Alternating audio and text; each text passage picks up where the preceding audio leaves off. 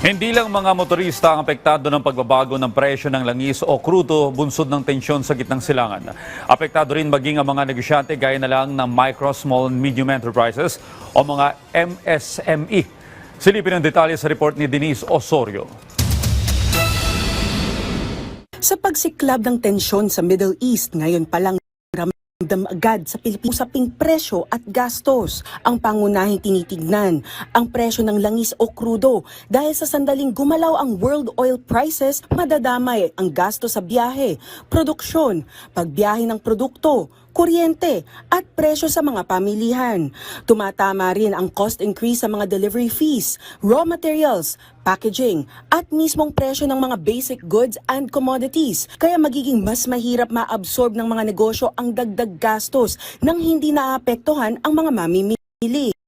Ayon kay Philippine Chamber of Commerce and Industry Vice President Industry Brian Honorable o tatamaan ang mga micro, small and medium enterprises o mga MSME dahil mas manipis ang buffer nila laban sa mga biglaang pagtaas ng presyo ng langis. You have to understand MSMEs cannot afford instability and constant increase in their direct cost.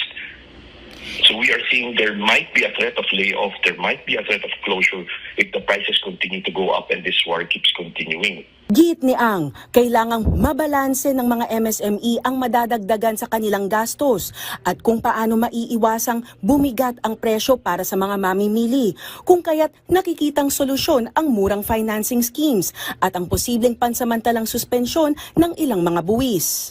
Ayon naman kay economic expert Michael Ricafort, hindi na bago ang ganitong external shocks pero kung kinakailangan ng intervention, mas epektibo na nakatuon ang tulong sa mga pinaka-vulnerable. Their costs suddenly go up. So, yun, all the assistance program that's available to them, no?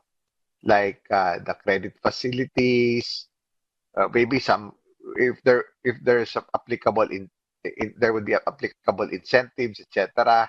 All the support that's necessary for the poorest of the poor, like for the agricultural sector. Even before the pandemic, there have been, say, subsidies, no, fuel subsidies, no, whenever, it's targeted, it's more efficient that way, no, rather than giving it,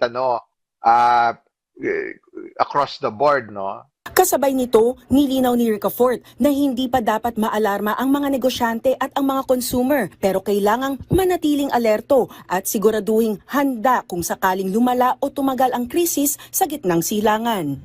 Layunin naman ng Department of Energy na hindi maging mabigat ang epekto sa publiko, lalo na sa mga motorista, kung sakaling tuloy-tuloy ang pagtaas ng presyo ng produktong petrolyo sa world market. Nakumbinsi naman natin mga oil companies na hindi buong isang bagsakan yung malaking increases. Sa napag-agreehan before, minsan ini-spread out ito for 2 weeks, no, para hindi masyadong Sa ngayon, hindi pa gaanong kalaki ang epekto sa Pilipinas ang krisis sa Middle East. Nasa 1.61% lamang ang global supply ng krudo na nagmumula sa Iran, katumbas ng 1.71 million barrels. Para naman sa mga negosyo, dapat business as usual muna at mag-adjust kung sakaling lumala ang tensyon sa gitnang silangan.